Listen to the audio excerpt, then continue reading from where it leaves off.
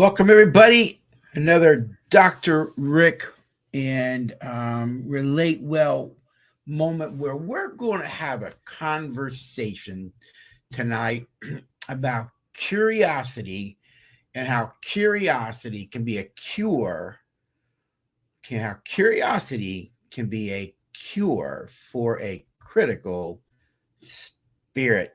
You know, there's a lot of research today on marriage and relationships. Some of the best research out there today is by Dr. John Gottman, and I'm going to kind of make a comment about his work. His work is brilliant for sure, and yet he identified what he called the four horsemen of the apocalypse. These four patterns of communication, when they are present in a marriage, predict divorce 93%. The four horsemen are defensiveness, which is always warding off a perceived attack, right? Negativity, showing contempt for your partner. I got negativity. I should put that. It's defensiveness, showing contempt for your partner. All right. Stonewalling, which is just, I'm not going to talk to you. And number four is criticism. Never looking at the positive, always looking at the negative, never seeing anything of value in your partner, always assuming that what they're doing is somehow nefarious or bad, or they're dumb or stupid. It's never being able to see beyond what you want to see and not see reality from their perspective. Critical people really are people who don't know how to live in a life of gratitude. There is so much brain research today on gratitude as a way of living. People who live a life of gratitude as a way of living are happier, they're healthier emotionally, they're healthier physically. Because they live in gratitude, their brain doesn't move to anger a lot, and their brain doesn't move to fear a lot, and they ward off depression and anxiety.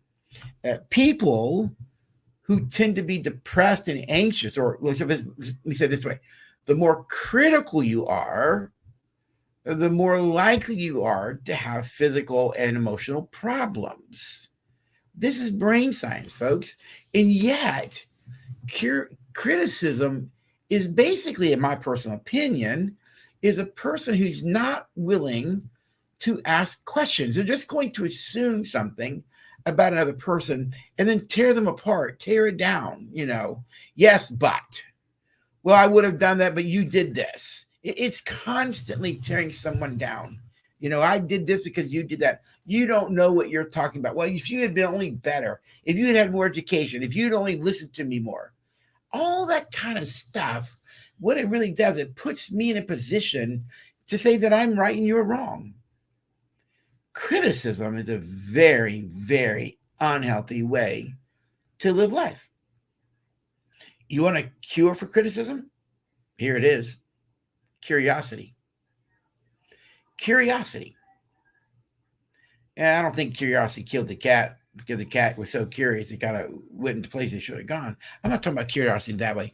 I'm talking about when you see your spouse do something, your kids do something, or a friend do something that bugs you, that bothers you, rather than assume the negative, rather than assume their intentions were bad, nefarious, evil, whatever, what if you moved to curiosity and said, hey, I noticed you did this. Can you help me understand what it meant? Can you help me understand why you said that? Can you give me some background for where you learned that? See, curiosity keeps me teachable. Curiosity means I want to understand the motives, the reasons why you do what you do. Why? Because curiosity elicits information, right? It's eliciting information. It's learning from the other person about what goes on in their mind, their perspective. Why did they do what they do? And once you begin to hear a person's perspective, most of the time you realize they weren't being mean. They were just trying to accomplish something, maybe in an unhealthy way, or they are trying to do something, not recognizing the implications of what they were doing on other people. Curiosity can lead to compassion, folks. Did you get that? Curiosity can lead to compassion. And if you move to compassion, it's not that you have to go, wow, you did that because there was something bad. It makes you I like the way Cy Roger put it many, many years ago. He said it makes it understandable why desperate people do desperate things. Curiosity is a powerful way to live life. Just step back, take a deep breath, and ask a question. Hey, I noticed you were critical in a moment. Can you help me understand what the critical spirit's about right now? Can you help me understand why you would assume that I did this? Have I done something in the past that made you think that? You see, that takes maturity and humility, because the move to curiosity, you're going to have to move to humility. Humility is a powerful way to live life. It'll ward off criticism, by the way, and it'll ward off a critical spirit. So just a thought for you, folks. If you want to have criticism out of your life, what if you just started asking questions and became curious? Can you help me understand why you did that? Can you help me understand what it means?